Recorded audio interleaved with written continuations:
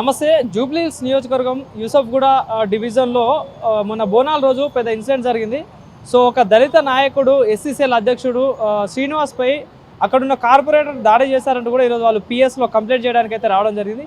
So ఈ నేపథ్యంలోనే దళితుల సామాజిక సంబంధించిన నాయకులు కూడా ఆయనకు మద్దతుగా రావడం జరిగింది. మాట్లాడదాం అన్న. నమస్తే. సో ఎట్లా చూస్తారు జూబ్లీహిల్స్ నియోజకవర్గంలో జరిగిన ఇన్సిడెంట్? ఒక కార్పొరేటర్ అక్కడ చిన్న లీడర్లపై దాడి చేస్తారు, కార్లు తీసుకెళ్ళి చేశారని చెప్తా ఉన్నారు. సో ఏంటి, ఒక దళితులు అని చెప్పేసి పేరు పెట్టి తిడుతూ ఉన్నారట కులాల వివక్షతోటి, ఏం చెప్తారు? జై భీమ్. నా పేరు మన్నె శ్రీధర్ రావు, నేషనల్ అంబేద్కర్ సేన నేషనల్ ప్రెసిడెంట్. ఈరోజు జూబ్లీహిల్స్ పోలీస్ స్టేషన్కి రావడం జరిగింది. ఎందుకంటే యూసుఫ్గూడ కార్పొరేటర్ అయిన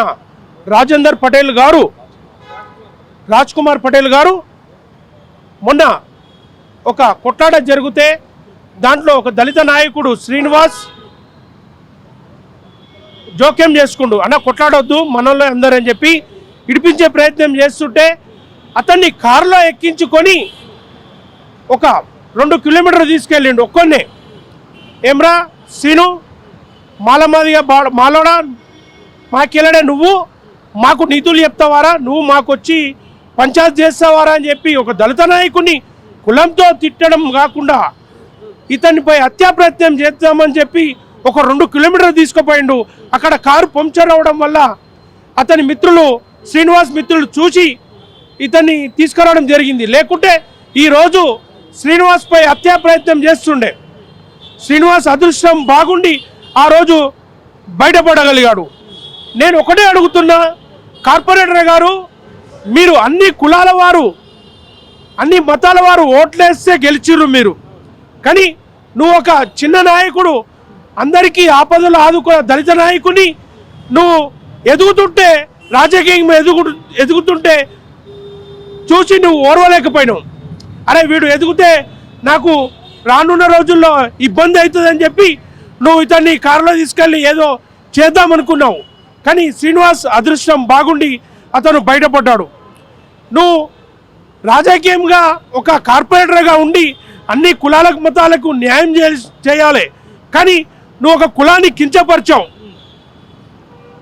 కానీ కావున నీపై చట్టరీత్యా ఎస్సీ అట్రాసిటీ కేసు మరి హత్యా ప్రయత్నం పెట్టాలని చెప్పి ఈరోజు మేము జూబ్లీహిల్స్ పోలీస్ స్టేషన్ రావడం జరిగింది. ఇప్పుడే కంప్లైంట్ ఇద్దామని చెప్పి మేము లోపలికి వెళ్తున్నాం. పోలీసు వారికి మేము విన్నవించేది ఏంటంటే, మీరు రాజేందర్ పటేల్పై ఎంబడే ఎస్సీ అట్రాసిటీ కేసు ప్లస్ హత్యా ప్రయత్నం, కిడ్నాప్ కేసు పెట్టకుంటే మేము తీవ్ర ఆందోళన చేస్తామని చెప్పి మేము హెచ్చరిస్తున్నాం. జూబ్లీహిల్స్ నియోజకవర్గంలో ఎమ్మెల్యే చనిపోయిండు, రాబోయే రోజుల్లో బై ఎలక్షన్ రాబోతా ఉన్నాయి. కానీ ఎమ్మెల్యే లేని టైంలో ఇట్లా కార్పొరేటర్లు చిన్న స్థాయి నాయకులని అట్లా కులం పేరు పెట్టి తిట్టడం ఎట్లా చూసా? ఇట్లా మొన్న రీసెంట్గానే ఒక ఇన్సిడెంట్ కూడా జరిగింది బోరబండాలో, అదే జూబ్లీహిల్స్లో. సో మరి అట్లాంటి సిచ్యువేషన్ చూసుకుంటే ఏం చెప్తారన్న? నేను ఇవాళ పోలీస్ స్టేషన్కి రావడం జరిపింది. ఇన్సిడెంట్ అయిన తర్వాత ఇక్కడ చాలామంది వచ్చిర్రు. ఒక మైనార్టీ వచ్చిండు, ఒక 2-3 కూడా వాళ్ళు వచ్చారన్న. మాపై కూడా ఇంతకుముందుకు కార్పొరేటర్ ఈ విధంగానే ప్రయత్నించిండన్న, కానీ ఎవరికి చెప్పుకోలేకపోయినాం. మా ఎమ్మెల్యే గారు ఉండే చాలా మంచి వ్యక్తి, ఆయన చనిపోయాడు. కార్పొరేటర్ మాపై చాలా దాడులు చేశారు, మమ్మల్ని భయభ్రాంతులకు గురి చేశాడు. కానీ ఇప్పుడు సీను అతనికి జరిగిన అన్యాయాన్ని పోలీస్ స్టేషన్కు తీసుకువచ్చిన వల్ల మేము కూడా బయటకు వచ్చి మేము కూడా అతనిపై కంప్లైంట్ చేస్తామన్నా రేపేళ్ళుండని చెప్పి వాళ్ళు అనడం జరిగింది. ఇప్పుడే మీరు కార్పొరేటర్గా ఉండి ఒక రాజకీయంగా మీరు ఉన్నారు, కానీ మీరు సొంత పార్టీ వాళ్ళనే మీరు ఎదుగుతుంటే చూసి ఓరలేకపోతున్నారు.